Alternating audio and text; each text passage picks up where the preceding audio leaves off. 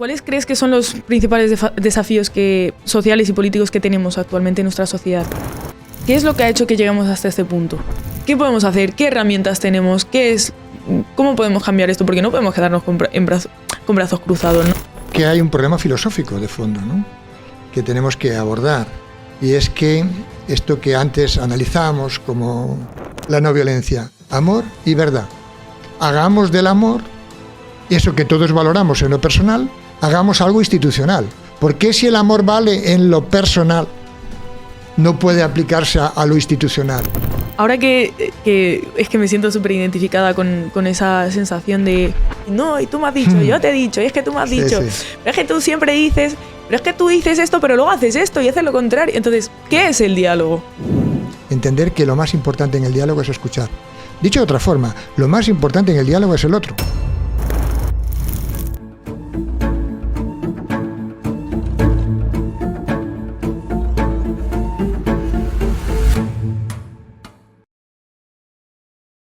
Pues bueno, ya estamos. Bienvenidos y bienvenidas al programa de estreno de Diálogos Urgentes.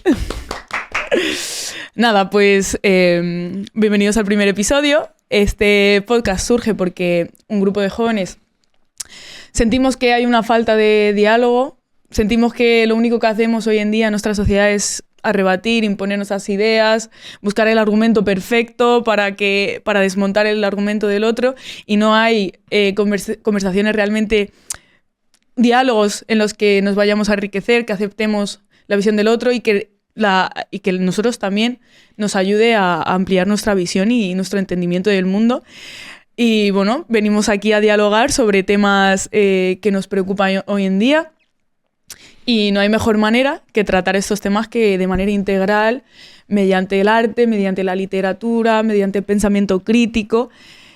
Y hoy, para inaugurar este primer episodio, tenemos un invitado muy especial, que es dramaturgo, escritor, profesor, un incansable combatiente por un mundo mejor. Y nada, bienvenido, Moisés. Muchas gracias por venir. Muchas gracias por la invitación. Muy contento de estar aquí compartiendo este diálogo. Gracias. ¿Qué tal estás? Bien. Como siempre, agitado, porque la vida personal es agitada, porque la vida social también lo es, y la vida política, con lo cual lo normal es vivir un poco agitados, encontrar algo de calma si es posible, pero hay que vivir con la agitación propia de la vida. Bueno, os voy a contar un poquito más de nuestro invitado, que ha hecho muchísimas cosas, pero vamos a intentar resumirlo, ¿no? Moisés es actor y director de teatro, creador del Teatro de la Escucha, director de la Sala Metáforas de Madrid, forma parte del Teatro del Abrazo con 6 espectáculos en cartera en la actualidad. Es director de Cero a la Izquierda Teatro y Teatro Sin Papeles. También es promotor de la no violencia y activismo social y cultural. Es miembro fundador del colectivo No Violencia. Imparte cursos de teatro, no violencia, educación y escucha activa en diferentes ciudades de España y en otros países. Y también es escritor. Ha escrito más de 25 libros sobre teatro, literatura infantil, pedagogía, no violencia y literatura experimental. Así que muchas gracias por acompañarnos hoy. No sé si nos quieres contar algo sobre... Bueno, tenemos aquí muchísimos libros.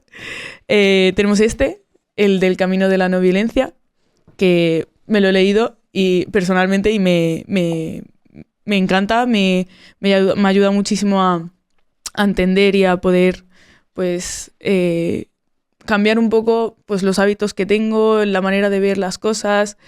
Y que la no violencia al final es un camino, es un proceso. ¿Nos quieres contar algo sobre...?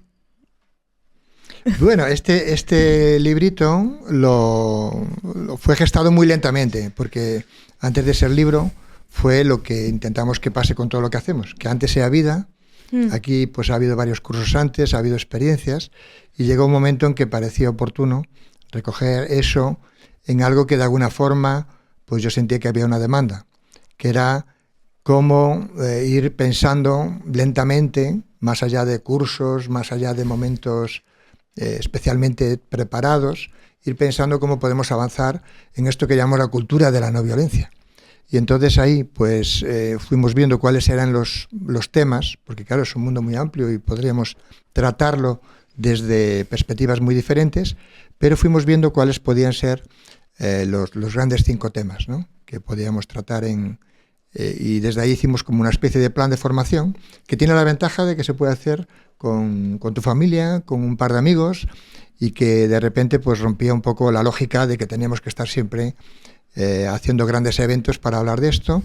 Era pues hacerlo muy cercano a lo familiar, a lo cotidiano, a los amigos, y la verdad es que bueno, hemos empezado a plantearlo, lo ha hecho ya mucha gente y tiene el sugerente nombre y además nada original del camino de la no violencia, porque quiere decir que la no violencia es fundamentalmente un proceso, un camino. Muchas gracias. Bueno, vamos a ir introduciendo pues de lo que vamos a dialogar hoy, ¿no? Que para empezar vamos a ver, ¿no?, a analizar, a poner en perspectiva cómo está el mundo hoy, no solo a nivel pues geopolítico, que también es importante, sino a nivel ético, a nivel social. ¿Cómo ves que está el mundo actualmente, la humanidad? ¿Cómo ves que está actualmente? Bueno, hay que intentar evitar el error que casi siempre nos pasa, ¿no? Porque vivimos en este mundo y nos parece que es el peor momento del mundo, de la humanidad. No es el peor momento, pero lógicamente cada época va generando sus propias crisis, ¿no? Y para nosotros es nuestro momento, con lo cual conviene poner el acento claramente en dónde estarían los grandes retos a afrontar, ¿no? Y en el siglo XXI la humanidad ya ha desarrollado los derechos humanos, generado una conciencia de que existe la dignidad humana, algo que hemos tardado muchos siglos en llegar a ello, ¿no?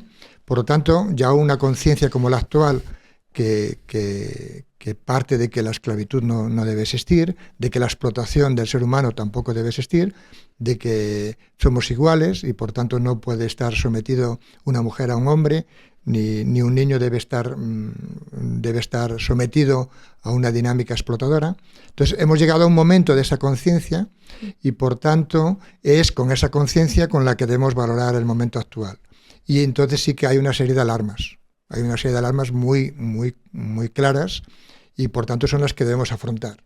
Quizás la más urgente sea ver cómo a pesar de esa conciencia el mundo se está organizando también de una forma imperialista, ¿no?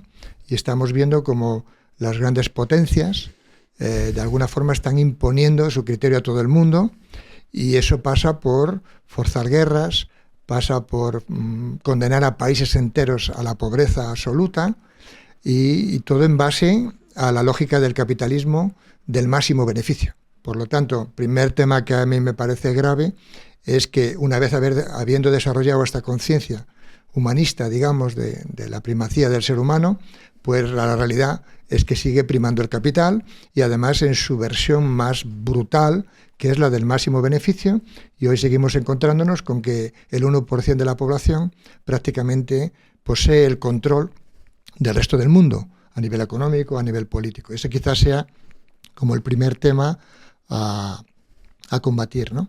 Luego eso nos va metiendo en otros temas como la crisis ecológica. Vamos a algo que parece irracional, que va contra el sentido común de que el ser humano tenga que desarrollar la capacidad de destruirse a sí mismo, tanto por el tema ecológico como puede ser también por el tema nuclear, ¿no?, que está siempre vigente y siempre está como una amenaza, ¿no?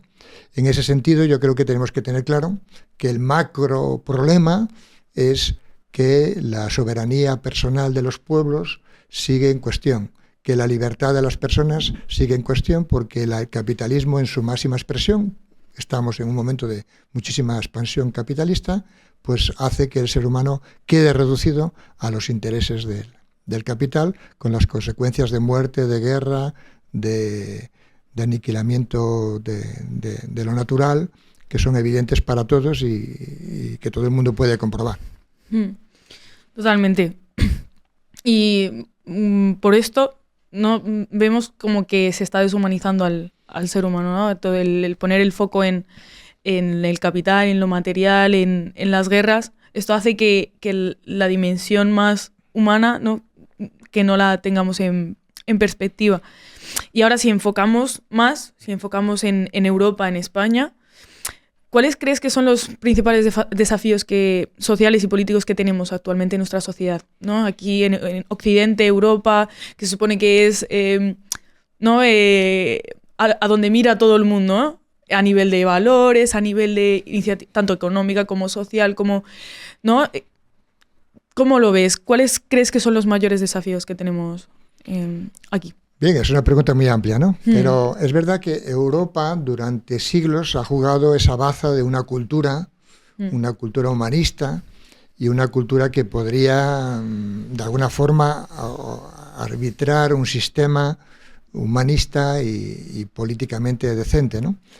Lamentablemente Europa no es el centro del mundo en este momento y desde luego no lo es su voluntad humanista ni la cultura que procede del esfuerzo de muchas fuerzas que va desde la cultura griega, la cultura romana, la cultura judeocristiana, la cultura islámica, que de alguna forma han ido aportando un pozo cultural importante. Hay que ver que en este momento eso no está siendo muy relevante en el mundo, lamentablemente, ni para los propios europeos, que estamos también pues, como muy pendientes de las dinámicas mundiales.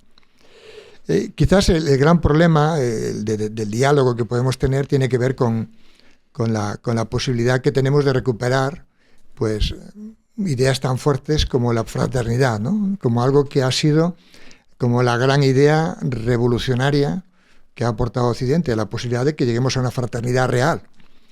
Y que eso pasa porque la fraternidad se organice políticamente. Y en ese sentido me atrevo a apuntar como un primer problema que de alguna forma eso que hemos llamado la izquierda en Europa, que es decir, la posibilidad de llevar a la política la honestidad, la fraternidad, los grandes ideales de igualdad, pues hay que recuperarlo o hay que refundarlo de alguna forma, ¿no? Y hay que refundarlo claramente con una vertiente anticapitalista. Es decir, hemos convivido con versiones de la izquierda que contemporizaban mucho con el propio sistema capitalista. Vendría a ser algo así como especie de taller de reparaciones del capitalismo, un capitalismo un poquito más humano, un poquito con discursitos más sociales, pero claramente eso ha entrado en crisis. Necesitamos proyectos sociales, colectivos.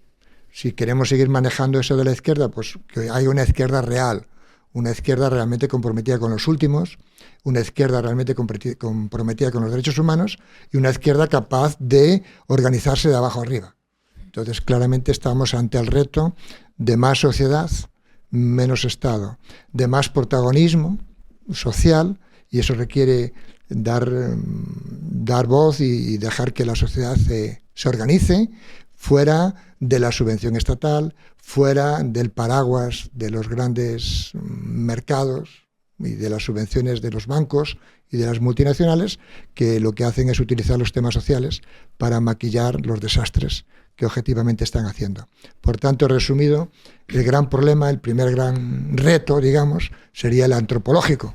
Es decir, el que consiguiéramos construir un ser humano capaz de organizarse colectivamente, de trabajar desde abajo y de recuperar todo ese pozo que podemos simbolizar en esa idea de fraternidad y ponerla en acción política.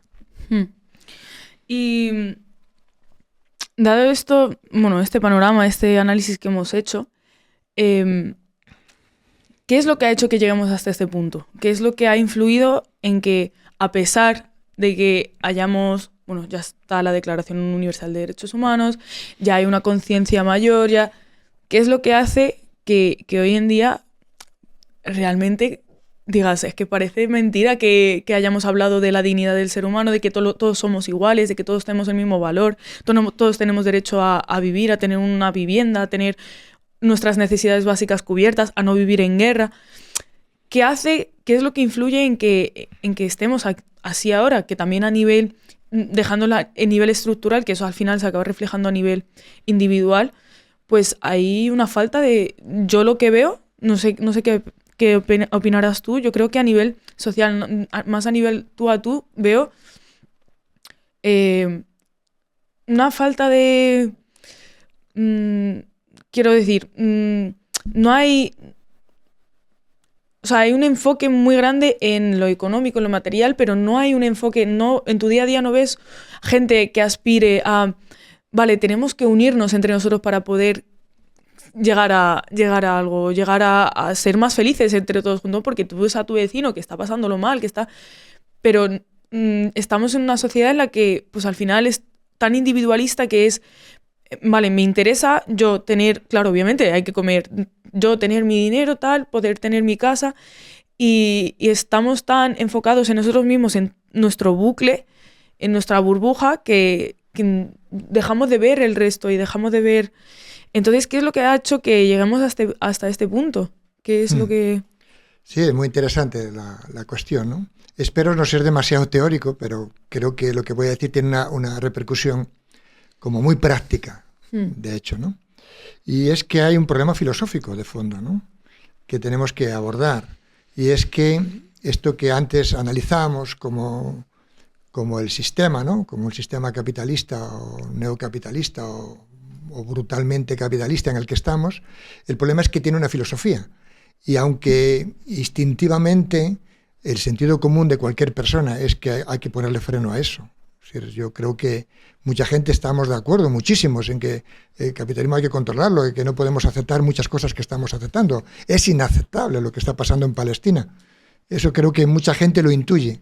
Pero el problema no es eso. El problema es que, de alguna forma, el capitalismo viene asociado a una filosofía. Una filosofía que tú has nombrado como individualista, pero que podríamos decir también como relativista, narcisista. Es decir, el problema es que, aunque veamos que no es muy justo lo que está pasando en el mundo, aunque nos parezca una locura a dónde vamos, de alguna forma hemos asumido muchas cosas en nuestra vida real que vienen de esa filosofía. Si hemos aceptado el individualismo, la competitividad, el narcisismo, el relativismo moral, si hemos aceptado todo eso, finalmente estamos haciéndonos permeables a lo que podríamos llamar una impotencia sistémica. Es decir, eso nos está haciendo casi imposible reaccionar ante eso. Con lo cual llegamos a una especie de locura porque estamos viendo que no funcionan las cosas, estamos viendo que el mundo está muy mal, estamos viendo que hay atrocidades que no deberíamos consentir y a la vez vivimos de una determinada forma que nos impide reaccionar. Porque de alguna forma hemos aceptado el consumismo en nuestra vida. Hemos aceptado barbaridades como que la verdad es relativa. Como la verdad es relativa, pues todo es relativo. Pues ¿para qué vamos a pelearnos por nada? Hemos aceptado el individualismo, con lo cual no estamos empeñados en establecer redes entre nosotros fuertes, sólidas, y entonces nos sentimos como solos, incluso en mitad de una manifestación. Podemos sentir una soledad tremenda, con lo cual nos está invadiendo un poco una suerte de impotencia programada. Para mí es la clave, que nos demos cuenta que esa impotencia no es natural, está programada, y por lo tanto vivimos de una forma que por un lado sentimos el desgarro de la realidad y quisiéramos reaccionar, y por otro nuestra voz no sale. No podemos pronunciar nada porque hemos aceptado que la verdad es relativa, porque estamos en un mundo individualista, porque competimos, porque también deseamos vivir bien. Y como deseamos vivir bien, pues cuidado, vamos a proteger aquello poco que tenemos, porque además tenemos la amenaza del paro, tenemos la amenaza de quedarnos sin vivienda, tenemos que aceptar esta gincana brutal de trabajar como locos para conseguir unos mínimos a lo que tendríamos derecho, como sea la sanidad. Todo está en cuestión siempre, con lo cual estamos constantemente en una tensión permanente por conservar un poquito lo que tenemos. Y entonces olvidamos la fuerza de la colectividad, de la fraternidad, de romper el individualismo, de afirmar que hay cosas que no son relativas, y necesitamos, por tanto, resolver ese problema filosófico, antropológico, que está en la esencia, que de alguna forma hemos vendido nuestro corazón, hemos vendido nuestros ideales. Y entonces, aunque todo nos horrorice, aunque nos desgarremos las vestiduras ante lo que está pasando en el mundo, no tenemos la estructura humana, la estructura social, la estructura de red para afrontar los grandes retos que este sistema nos está planteando, ¿no? Es que encima lo has descrito tan bien, esa ansiedad constante, eso de que te queda todo muy grande y hay tantos problemas y claro, es que todo es tan complicado y es que sobre todo nosotros los jóvenes, ¿no? bueno, que no, eso no exime que el resto de grupos sociales también pasen por esto, pero claro, los jóvenes, la falta de trabajo, nos queremos independizar, no tenemos, el alquiler Claro, está al final súper... la lucha de cada uno es tan bestia, por eso estamos en la pandemia de la salud mental. La salud mental, que tiene raíces también muy claras en la forma de cómo hemos concebido la sociedad. ¿Por qué crece tanto los problemas de salud mental? Porque hemos construido una sociedad de locos, antihumana. Y entonces de repente cualquier problema se convierte en una locura, porque uno lo tiene que digerir en un mundo loco y en unas relaciones bastante nefastas, ¿no? Hemos roto mucho de la comunidad, hemos roto mucho de la lucha social, y gran parte de los problemas que tenemos requieren lucha social, no psicólogos. Y no digo que no hagan falta los psicólogos, claro que hace falta, pero al final todo se psicologiza y entonces llevamos a sociedad enferma en el sentido profundo de su existencia, porque lo que da sentido a la existencia no es el consumismo.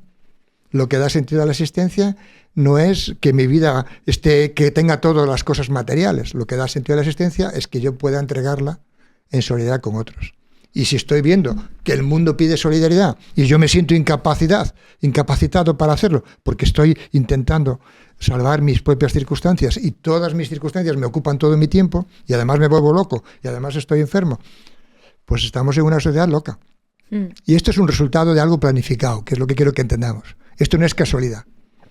Y esto es una consecuencia de haber aceptado la filosofía del sistema, de haber aceptado la buena vida, por decirlo de la forma que nos podamos entender, haber aceptado su filosofía de la competitividad, del individualismo, de que es mejor ser guapos que estar acompañados, de que es mejor ser el mejor que estar sirviendo a los demás.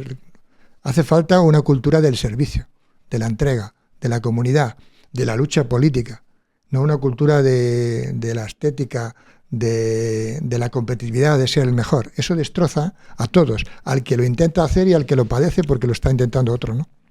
Totalmente. Vale, y ahora que es que me siento súper identificada con esa sensación de ansiedad, de que todo queda muy grande,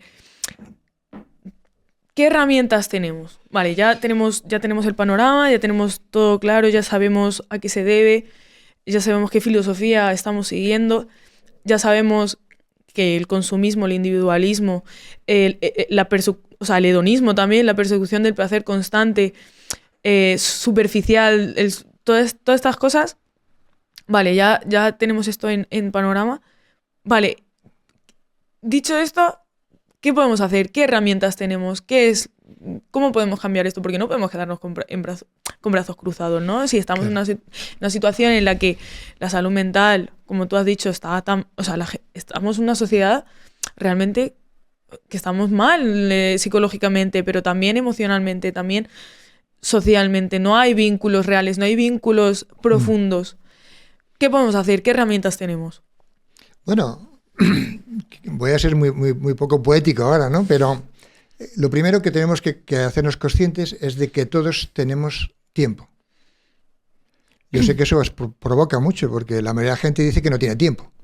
Todos hemos dicho 1000 veces no tengo tiempo, lo cual es mentira. Siempre tenemos todos el mismo tiempo. Otra cosa es empezar a conquistar el tiempo.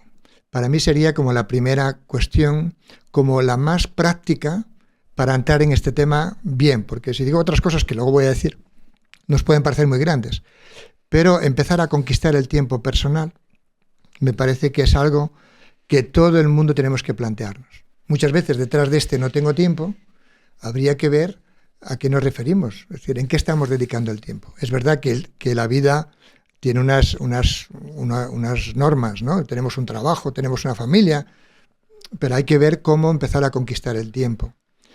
Primera cosa, es decir, y a veces hay que conquistarlo lentamente, pues voy a ganar 1 hora de mi vida para leer otras cosas, voy a dedicar un tiempo de mi vida para hacer silencio, voy a empezar a poner en valor un tiempo cualitativo, que es un tiempo que yo protagonizo plenamente. Y para eso la propia no violencia ha planteado algunos temas. El tema del silencio, luego mucha gente lo desarrolla en forma de meditación. Bueno, pueden existir muchas fórmulas, pero hay que hacer silencio en la vida para salirse del ruido y para saber quiénes somos y cómo estamos. Pero eso necesita un tiempo. hay que hacer también un tiempo de formación, de intentar que no me aplaste la vida. Yo, pues, de vez en cuando tengo que leer poesía, porque tengo que limpiar, de alguna forma, todo el miedo y toda la locura que uno va percibiendo y la va entrando por todos lados. Por tanto, conquistar un tiempo de calidad, que tiene que ver con el silencio, que tiene que ver con la lectura y que tiene que ver con las conversaciones de calidad. Yo que trabajo con mucha gente en muchos centros educativos, en las universidades, a partir del teatro, nosotros en el teatro la gran revolución es conseguir que durante las 2 horas que dura un espectáculo y el diálogo posterior, que haya un tiempo de calidad, donde las personas podamos ser, ¿no? Entonces, el tiempo de calidad sería como la primera opción, que tiene que ver con lo personal, con el cultivo de la interioridad, con el cultivo del pensamiento, pero también con el diálogo. Dialogar es el gran reto, hablar de verdad y en profundidad. Lo que le sucede a mucha gente es que se vuelve loca porque no ha tenido un diálogo profundo con nadie. Y necesitamos esos diálogos. Por tanto, lo primero tiene que ver con el tiempo de calidad para ser, para estar, para dialogar, para encontrarse. Sin eso es muy difícil. Luego hay un segundo nivel que tiene que ver con la asociación. Necesitamos crear vínculos con otros y plantearnos cosas que vayan más allá de nuestro problema personal. Aunque para ello haya que partir de nuestro problema personal. Pero mucha gente tiene el problema de la vivienda, pero la locura es intentar afrontar el problema de la vivienda tú solo. Pues hay un problema común, busquemos una respuesta común. Milani decía que salir solo de los problemas es avaricia, salir juntos es política. Entonces hay que convertir los problemas en política. Y eso requiere encuentro con otros, requiere asociación con otros. Quizás es el reto más importante, porque este sistema individualista nos ha inyectado hasta el fondo del corazón, nos ha inyectado el individualismo. Y entonces nos genera una impotencia, ¿no? Merece la pena vivir luchando por resolver el problema colectivo. Ese sería como un segundo nivel, ¿no? Y luego hay un tercer nivel de cosas que tenemos que nos permiten ir rompiendo, que es precisamente el darnos cuenta de que cuando decimos que somos libres, ser libre es realmente ir construyendo lentamente una mentalidad, ir construyendo una forma de vida que de alguna forma responda a este mundo. Entonces tenemos que organizar las familias de otra forma. Las familias no pueden ser familias cerradas, cada una en su consumo, en su lógica capitalista, no, familias abiertas, viviendas, habrá que plantearnos la vivienda colectiva, habrá que plantearnos la economía compartida, habrá que caminar juntos a vivir con alegría, con más precariedad, porque decidimos ir a un mundo más austero, y la austeridad como un valor, desarrollar también posibilidades de vivir la espiritualidad para que nuestra vida tenga un sentido profundo. Es decir, tenemos un tercer nivel de posibilidades que tienen que ver cómo organizamos nuestra vida de forma permanente, porque este sistema necesita una respuesta permanente y nuestra vida necesita un sentido permanente. Por tanto, son 3 niveles que creo que van unidos y que unos llevan a otros, ¿no? Pero que me parecen importantes. En el primer punto que has hablado, que es el de el tiempo de calidad, y has mencionado el diálogo, nuestro programa se llama Diálogos Urgentes, y no por casualidad podríamos haber dicho, bueno, yo veo que hemos llegado a un punto en el que somos incapaces de dialogar, incapaces de profundizar, incapaces de conectar. Muchas veces tú quieres abrir y dialogar con una persona, pero esa persona es incapaz, porque nunca ha tenido nunca ha dialogado, nunca ha abierto, nunca ha podido profundizar, y de hecho creo que incluso tenemos un miedo bueno, primero, para poder hablar tendrás que saber qué hay aquí, ¿no? Entonces, hay un miedo y hay una barrera a la hora de tú querer profundizar y querer abrirte y hablar y dialogar. Me gustaría que nos hablases más del diálogo. ¿Qué es diálogo? Diálogo es que nos sentemos y que yo te dé mis argumentos. Primer argumento, tal. Y esta es la razón por la que yo tengo que hacer esto. ¿Qué es el diálogo? Porque tenemos diferentes percepciones del diálogo. El diálogo para otra gente a lo mejor es sentarse y discutir y decir, pero yo es que te he dicho, y no, y tú me has dicho, yo te he dicho, y es que tú me has dicho, sí. pero es que tú siempre dices, pero es que tú dices esto, pero luego haces esto y haces lo contrario. Entonces, ¿qué es el diálogo? Claro, primero es una gran pregunta, ¿no? Podría ser todo el tema, toda la hora podríamos hablar de este tema, ¿no? Pero quizás tengamos que remitirnos a otras cuestiones para entender bien el diálogo, ¿no? Lo primero sería que el diálogo requiere escucha. Lo más importante en el diálogo es la escucha. Y esto cambia mucho la mentalidad de todos, también la mía. Porque normalmente cuando vamos a dialogar pensamos que lo importante es lo que decimos. Lo más importante en el diálogo es la escucha. Entonces eso cambia el paradigma ya del diálogo, porque ya nos quita eso que tú decías de los argumentos. Es decir, lo más importante en un diálogo es intentar entender qué le pasa al otro, qué me quiere decir el otro. Está demostrado que la mayoría de las personas no somos capaces de decir lo que queremos decir. Decimos otras cosas. Y muchas veces hablamos por el miedo, que tú has nombrado antes, ¿no? Hablamos con nuestros miedos. Habla nuestros miedos en vez de nosotros, ¿no? Y en ese sentido, tenemos que partir que cuando vamos a un diálogo, lo que vamos es a un gran ejercicio de escucha. Donde claro que uno tiene que hablar, donde tiene que argumentar, pero se hace desde un proceso donde lo prioritario es la escucha del otro. Podríamos decir, en el teatro de la escucha decimos eso, podemos decir que la escucha transforma. Es decir, la clave para descubrir si estamos dialogando o no es que al terminar un diálogo profundo, entiendo, un diálogo sobre algo que merezca la pena, no todos los diálogos están en este nivel, por supuesto, pero esos diálogos necesarios, imprescindibles, esos diálogos podemos valorar si los estamos haciendo simplemente confirmando que salimos totalmente transformados de esos diálogos. Si salimos igual que entramos, no hemos dialogado. Entonces hay que empezar a ser un poco autocríticos con nosotros, ¿no? Porque decimos, hemos estado dialogando, no sirve para nada. Bueno, hemos estado intercambiando información en el mejor de los casos. No, el tema es si hemos estado escuchando, si lo importante de ese diálogo fue la escucha, mi actitud fundamental es escuchar, y si al salir de ese diálogo salgo transformado, salgo diferente a como he entrado. Pero la mayoría de las personas, a veces tenemos que constatar que salimos igual o peor que entramos. Entonces, la primera cuestión sería esta, ¿no? Entender que lo más importante en el diálogo es escuchar. Dicho de otra forma, lo más importante en el diálogo es el otro. Si somos suficientemente autocríticos, podríamos valorar cuántas veces hemos ido a un diálogo pensando que el otro era realmente lo importante. Y nos podemos escandalizar, y quizás muchas veces sea un escándalo necesario, aunque insoportable, descubrir que casi siempre que fuimos a un diálogo íbamos pensando que yo era lo importante. Y luego está el tema de la verdad, que para que dialoguemos tenemos que darle importancia a la verdad. Por eso a mí me escandaliza este relativismo moral o esto que llaman la posverdad, una forma eufemística de decir la mentira, que nos está trayendo consecuencias. Ahora todo el mundo se asusta de que haya gente votando a Trump. Dice, pero se está mintiendo descaradamente. Bueno, es que ya llevamos décadas riéndonos de la verdad, ya llevamos décadas diciendo que la verdad no importa y ahora nos escandalizamos que alguien pueda mentir. Claro, pero es que hemos creado una cultura que permite que la verdad ya no tenga importancia. Antes lo que hacíamos era trabajar para descubrir la mentira del otro, pero nadie se atrevía a mentir a las claras, porque todo el mundo entendía que la verdad era importante. Pero ahora ya estamos en un momento donde se puede mentir a las claras. Claro, pensamos que eso es ahora y pensamos que es un fenómeno de la extrema derecha solo. No, es que llevamos aceptando una cultura donde la verdad no importa y ahora nos escandalizamos de que votemos a un presidente que nos mienta la cara. Ya, pero es que no hemos quedado que la verdad no importa. Pues de ahí vienen estas cosas, ¿no? Y eso, la escuela fundamental es el diálogo.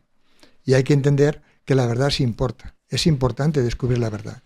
No que exista una verdad absoluta, que eso habrá que descubrirlo, no que mi verdad sea más importante que tu verdad.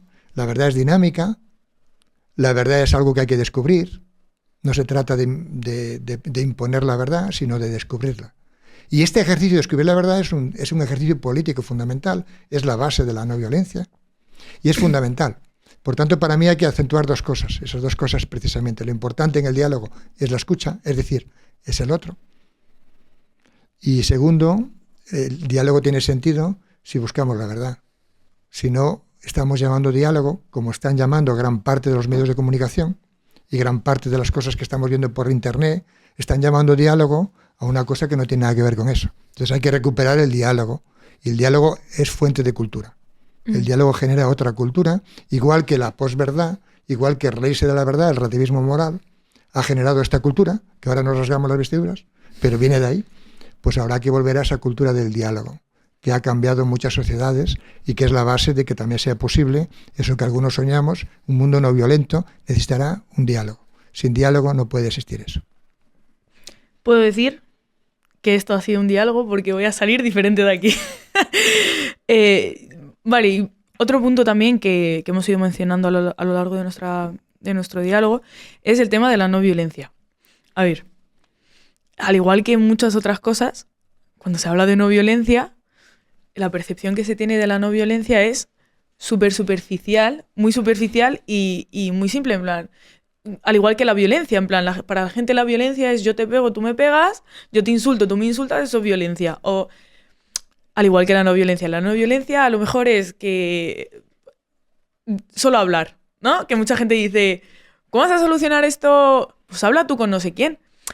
¿Qué es la no violencia? Porque la no violencia va más allá de dialogar o es un proceso, es un camino, es una forma de ver la vida, ¿no?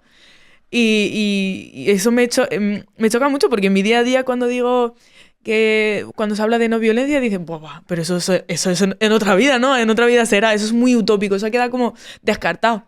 ¿Cómo se llegar a una sociedad no violenta? ¿Cómo hablas de no violencia? ¿Qué?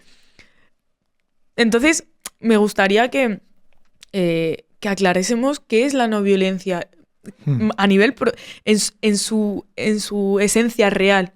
No solo esa imagen superficial que tenemos de protestas, cuando se dice lucha no violenta, simplemente protestando de manera pacífica. Eso no es... La no violencia no solo es eso, va más allá. Si nos puedes hablar de eso también. Sí, todos los temas que sacas son muy largos, muy grandes, ¿no? A ver cómo los sintetizamos un poco. Pero después del siglo XX y lo que llamo del siglo XXI, que ya se ha demostrado que era posible desarrollar política y socialmente de forma muy amplia e invasiva la no violencia, es triste que tengamos que seguir planteando la no violencia y que nos sigan mirando la mayoría de la gente con cara de ingenuidad. Y pero ¿dónde ha salido hablando de la no violencia? Cuando la experiencia de no violencia ya ha demostrado ser infinitamente superior a la de la violencia y que puede resultar claramente eficaz. Y claramente podemos decir que entre una estrategia no violenta y una estrategia violenta, lo que salva a la humanidad es la primera. Es decir, la violencia, y toda la historia no deja de demostrarlo, también actualmente la violencia genera violencia. Por tanto, insistir en una estrategia violenta, eso sí es una ingenuidad. O sea, a mí cuando la gente dice es que sois muy ingenuos, no, lo ingenuo es pensar que puede haber una estrategia violenta que no acabe generando más violencia. Toda la historia ha demostrado eso y lo sigue demostrando. Lo sigue demostrando. Por tanto, lo ingenuo es pensar que con violencia vamos a solucionar los problemas. Eso es lo que la historia se ha encargado de demostrar. ¿Por qué pensamos que lo ingenuo es la no violencia? Pues porque estamos así de manipulados. Primera cuestión. Segunda, lo importante es entender la no violencia de una forma integral. Otra de los problemas que tiene la violencia es que se entiende, como bien avisabas, se entiende de forma fragmentada. Para muchos es un tema de espiritualidad, para otros es un tema de acción política, además muy reducido, vinculado solo a manifestaciones y a protestas, y para otros es una filosofía, un tema más intelectual, ¿no? En realidad es todo a la vez. La no violencia, decía Gandhi, es una forma superior de cultura. Y no decía forma superior de cultura como un exceso de soberbia, sino que él entendía que la cultura depende de las potencialidades del ser humano. Las potencialidades inferiores del ser humano son esas que tienen que ver con la agresividad llevada a la violencia, tienen que ver con la competitividad, tienen que ver con la capacidad de destrozar al otro, de destruir al otro. Esas son capacidades que tenemos los seres humanos destructivas. Y luego tenemos capacidades superiores, que están situadas más en el corazón, que es la capacidad de amar a otros, la capacidad de resolver cooperativamente los problemas, la capacidad de ir al fondo de la realidad, de trascender. Entonces, si organizamos la sociedad desde las capacidades inferiores del ser humano, competitividad, machaque, destrucción, nos sale el capitalismo actual. Y eso es una cultura. Hemos dicho antes que eso ha generado una cultura que nos lleva a la impotencia y al miedo. Y Gandhi dice, no, desarrollemos una cultura, por tanto, integral. Política, social, económica. Existe una economía no violenta, una cultura no violenta, una sociedad no violenta, una educación no violenta.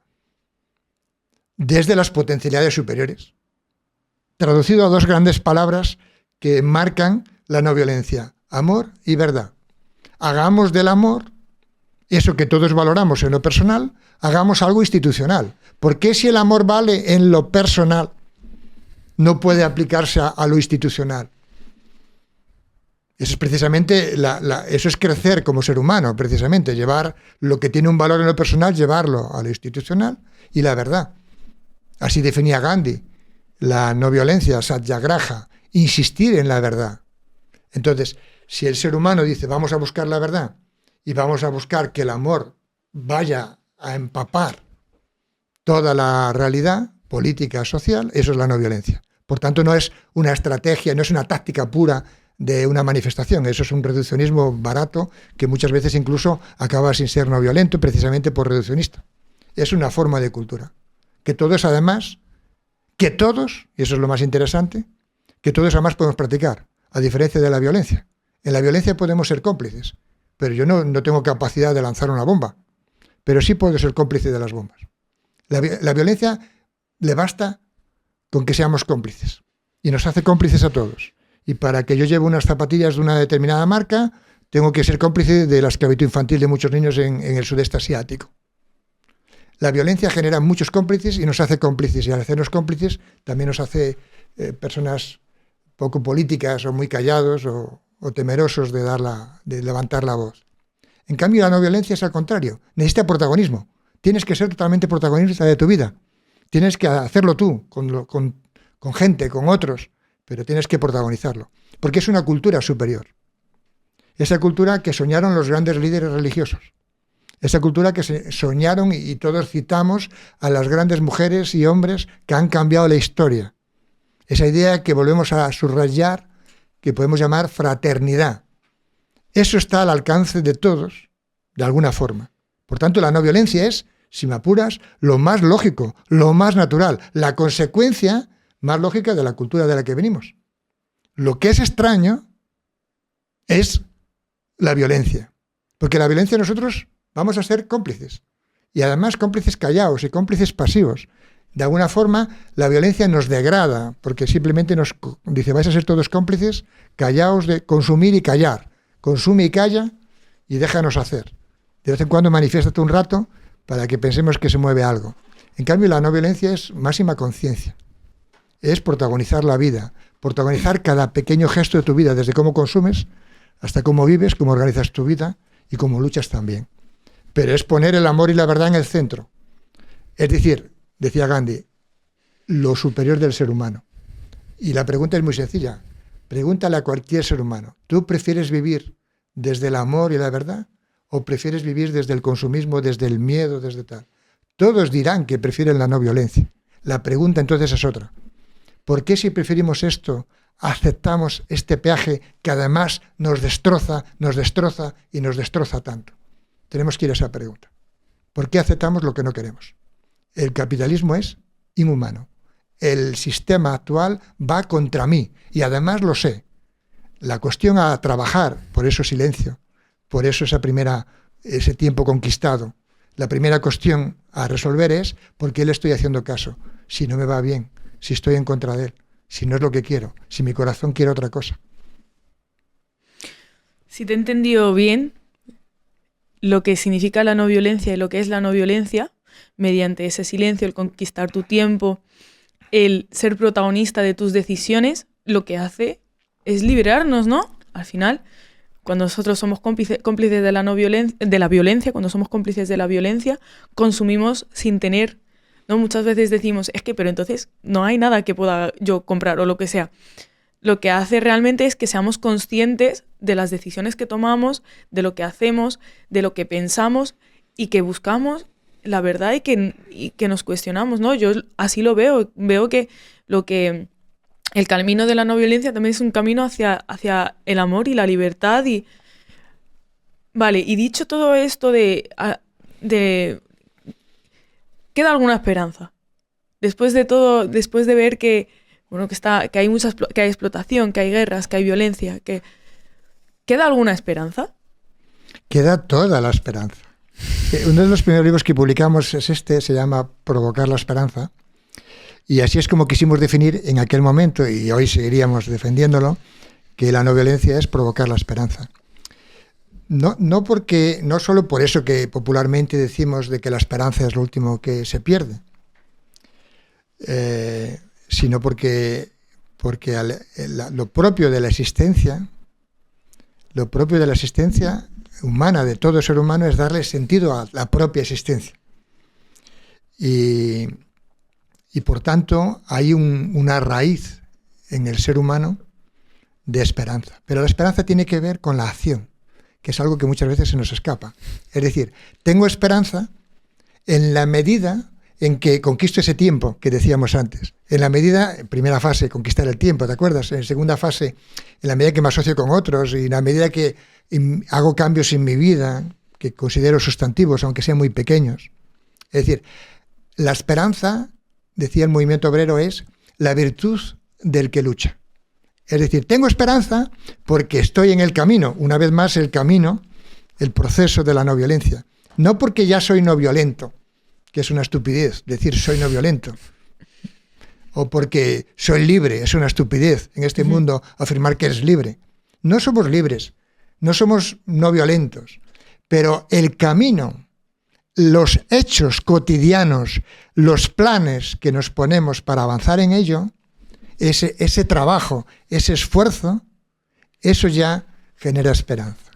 Es decir, la esperanza no es algo vacío, así una ensoñación. La palabra quizás que mejor estamos usando para definir eso sería la palabra ilusión. La ilusión y la esperanza se oponen. La ilusión no tiene raíces, la ilusión no tiene bases. La ilusión era el anuncio de la lotería. No, la ilusión de que te toque la lotería. La ilusión es algo fugaz, algo que no tiene raíces, que no está antropológicamente asentado en ningún sitio. En cambio, la esperanza no, la esperanza tiene raíces profundas. La esperanza tiene historia. Podemos heredar la esperanza. Por eso las religiones no mueren. Por eso los grandes ideales no mueren. La esperanza es la virtud del que lucha. La esperanza se enraiza en la medida en que sumo mis esfuerzos de lucha a otros. Por eso necesitamos inspiración. Por eso decimos que no tenemos ideales, sino que nos sumamos a ideales, ¿no? Heredamos ideales en los que queremos vivir. Y uno de repente pues quiere ser un poco más feminista. Y hace esfuerzos en esa dirección. Uno quiere ser un poco más austero y hace esfuerzos en esa dirección. Uno quiere ser más comprometido y hace esfuerzos concretos, diarios, conquistando el tiempo, se asocia con otros, pierde el tiempo con alegría, disfruta y es feliz sirviendo. Y eso te va configurando una esperanza. La esperanza es la virtud del que se pone en el camino y está perfectamente enraizada en la historia y da sentido a la existencia. Una vida sin esperanza puede perder todo el sentido. De ahí viene la crisis de los problemas de salud mental que tenemos.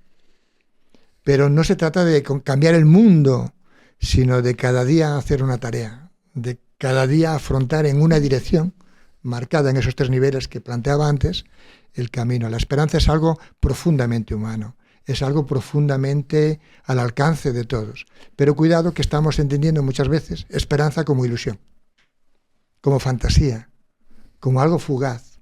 No, la esperanza siempre tiene raíces, no lo olvidemos, son raíces. Y por eso se puede heredar, se puede contagiar. Y debemos contagiarla. Y debemos alimentarnos, también por eso hacemos tantos libros, porque hay que alimentarse de la lucha de las mujeres que cambiaron el mundo, de la lucha de las grandes experiencias de no violencia que cambiaron el mundo, del pensamiento de los líderes religiosos y culturales y políticos que han aportado luz al mundo. Y desde ahí podemos tener esperanza, ¿no? Y la podemos compartir y nos tenemos que contagiar. Quizás el servicio más importante que podemos hacernos en esta era un poco oscura es transmitirnos unos a otros la luz de la esperanza. Bueno, y voy a captar esta emoción porque yo ahora quiero salir y tengo tanta esperanza y tengo tantas ganas y quiero hacer tantas cosas. Yo creo que nos ha llegado, me ha llegado muchísimo y totalmente todavía queda esperanza y siempre habrá esperanza. Y bueno, ya hemos hablado de muchísimas cosas. Espero que podamos tener otra cita contigo para poder profundizar en estas cosas, porque son cosas muy grandes, pero muy pesadas y muy importantes, y que nos va a ayudar a ver la vida mejor, a tener un objetivo más claro, a tener más esperanza, a luchar, ¿no? Entonces, muchísimas gracias. A vosotros, y espero que estos diálogos urgentes sean también una fuente de esperanza. A ti, nos hemos quedado con muchas ganas de luchar y espero verte pronto, esperamos verte pronto. A vosotros también, espero que os haya gustado este primer episodio. A mí me ha gustado muchísimo, lo he disfrutado muchísimo, lo he sentido, que eso es lo importante, me ha llegado al corazón. Y nada, veros en el próximo episodio, seguirnos, suscribiros para quedaros y que os lleguen estos capítulos súper interesantes. Y nos vemos a la próxima. Muchísimas gracias. Muchas gracias. Hasta pronto.